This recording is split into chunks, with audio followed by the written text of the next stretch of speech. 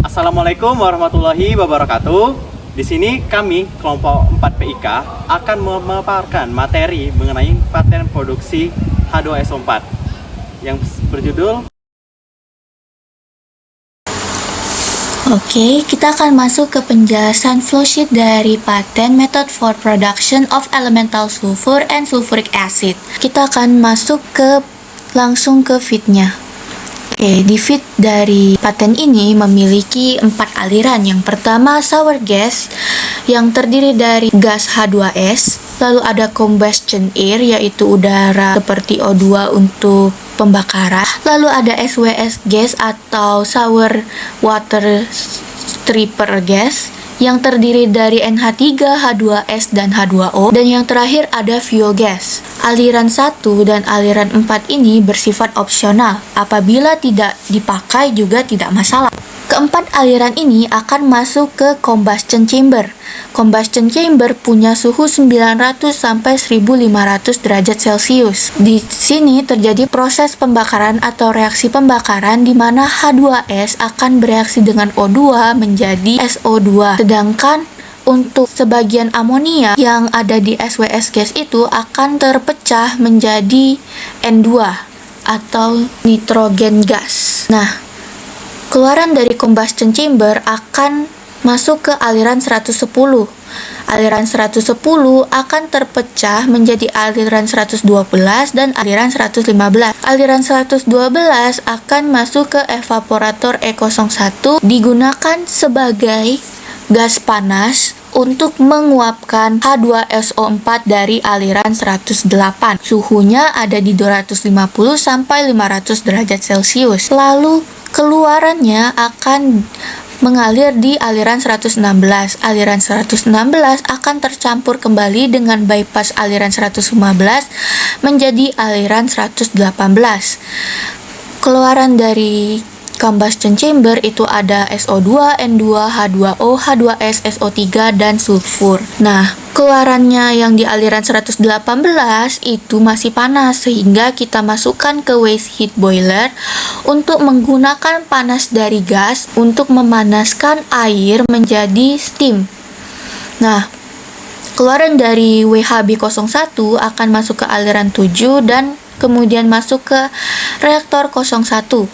Di reaktor 01 ini bersifat opsional. Kenapa? Karena apabila nanti hasil keluaran dari combustion chamber kita itu tidak mengandung SO3, maka tidak perlu ada R01 ini.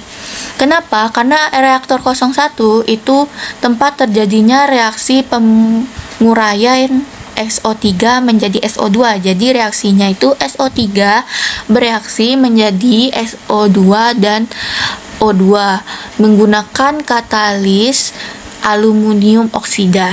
Nah, jadi kalau misalnya kita nanti punya gas sudah nggak ada SO3-nya, maka R01 bisa kita lewati.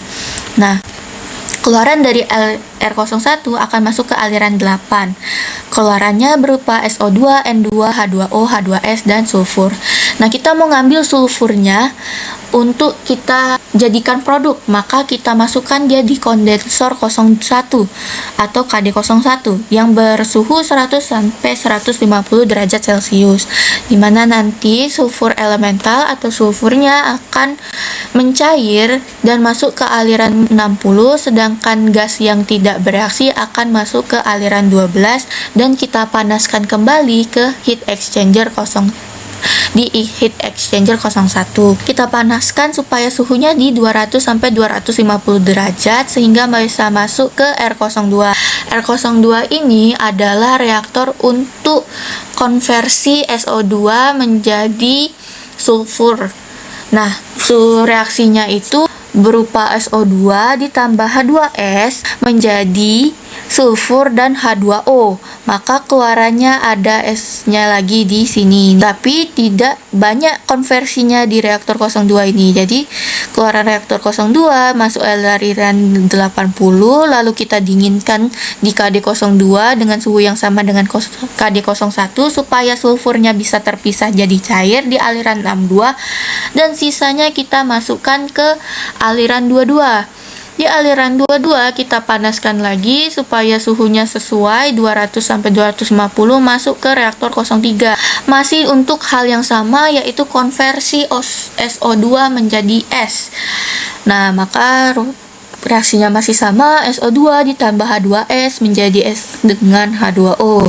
Lalu keluarannya sebagai berikut, masuk ke aliran 30, lalu kita dinginkan di KD03 dengan suhu yang sama, sehingga sulfurnya bisa mencair dan masuk ke aliran 64, sedangkan sisa gasnya di aliran 36. Kenapa kita pakainya reaktornya, padahal reaktornya mereaksikan hal yang sama, tetapi kenapa dua kali? Karena konversi di R02 itu masih sedikit, sehingga kita perlu reaktor tambahan lagi supaya konversinya lebih banyak. Lalu sulfur cair dari aliran 60, 62, 64 akan masuk ke sulfur pit atau tempat penampungan sulfur sementara.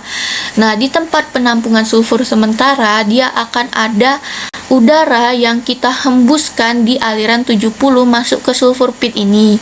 Kenapa? Supaya yang ada di sulfur pit ini benar-benar cuma sulfurnya aja. Jadi udaranya kita hembuskan, lalu dia akan dikeluarkan lagi di aliran 72. Sedangkan sulfur yang sudah murni akan masuk ke aliran 68 dan ditampung di T01 yang berisi sulfur 99%. Sedangkan sisanya tadi yang masuk di aliran 72. Lalu kita kembali ke aliran 36 di mana ada sisa dari SO2, N2, H2O sama H2S yang nggak bereaksi. Kita panaskan di heat exchanger 03, lalu kita masukkan ke combustion chamber 02 atau CC02 yang bersuhu 850 sampai 1000 derajat Celcius. Nah, yang masuk ke combustion chamber 02 itu tidak hanya keluaran yang dari kode 03 aja, tapi ada dari yang aliran 72 sulfur pit tadi yang ada mengandung gas-gas dari sulfur pit itu, lalu ada juga masuk dari fuel gas aliran 44, lalu ada SWS gas dari 01. Jadi aliran 01 itu bisa masuk ke combustion chamber 01 atau combustion chamber 02. Kan itulah kenapa dia itu opsional. Sedangkan kenapa fuel gasnya nggak sama dengan fuel gas yang di combustion chamber 01, karena memang dia tuh berbeda dari paten sendiri mengatakan bahwa itu aliran yang berbeda. Sedangkan ada aliran lagi masuk yaitu air atau udara dari aliran 100. Untuk asalnya nanti akan dijelaskan di proses selanjutnya. Jadi di combustion chamber ini akan terjadi reaksi di mana H2S akan bereaksi dengan O2 membentuk SO2. Nah, karena suhunya yang begitu tinggi, maka ketika pendinginannya kita masukkan ke WHB02. Di WHB02 panas atau suhu tinggi itu kita jadikan untuk memanaskan air menjadi steam. Lalu keluarannya akan berupa SO2, N2, dan H2O di aliran 74.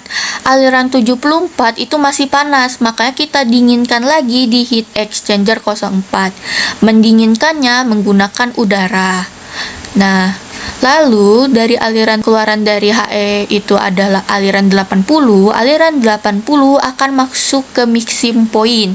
Mixing point ini dia akan bercampur dengan aliran 98. Aliran 98 itu berupa air atau udara.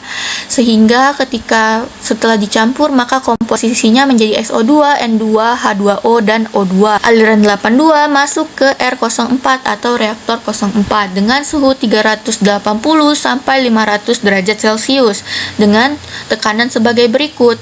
Nah, Di sini di reaktor 04 akan terjadi reaksi SO2 ditambah dengan O2 akan menghasilkan SO3 dengan katalis vanadium. Lalu di sini ada katalis bednya 2 dan di sela-selanya ada heat exchanger. Fungsinya supaya reaksi yang kita lakukan di reaktor ini tidak mengalami suhu berlebih atau tidak punya suhu yang berlebih dari suhu yang ada di kondisi. Nah, keluarannya ada di aliran 86 berupa SO3, N2, dan H2O, serta nanti ada SO2 yang tidak bereaksi juga tetap ada harusnya. Keluarannya akan masuk ke kondensor KD04 dengan suhu 100 sampai 120 derajat. Jadi di kondensor ini terjadi pendinginan dan juga reaksi lagi antara SO3 dengan H2O menghasilkan H2SO4 yang keluar di aliran 104. Lalu sisa yang nggak bereaksi akan keluar di aliran 90. Sedangkan di sini ada aliran 92 berupa udara. Udaranya berfungsi untuk mendinginkan. Lalu dia nanti tidak akan bereaksi, akan keluar ke aliran 94. Lalu dari aliran 94 dia akan digunakan lagi untuk mendinginkan di HE04. Keluar di aliran 96, lalu ada splitting point, sebagian ke aliran 98, sebagian ke aliran 100 untuk masuk ke combustion chamber. Aliran 98 adalah aliran yang kita campur dengan aliran 80 tadi. Nah, H2SO4 yang kita hasilkan di aliran 104 akan masuk ke tangki 02 atau T02 yang punya konsentrasi 95 sampai 99%.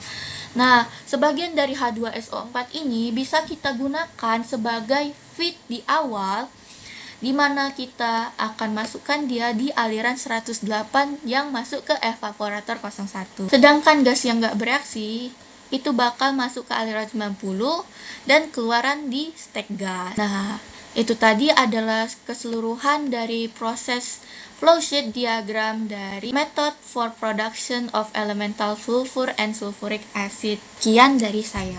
Terima kasih atas waktu dan perhatiannya. Mohon maaf apabila terdapat kesalahan kata maupun perbuatan, dan kepada Allah kami mohon ampun. Kami akhiri. Wassalamualaikum warahmatullahi wabarakatuh.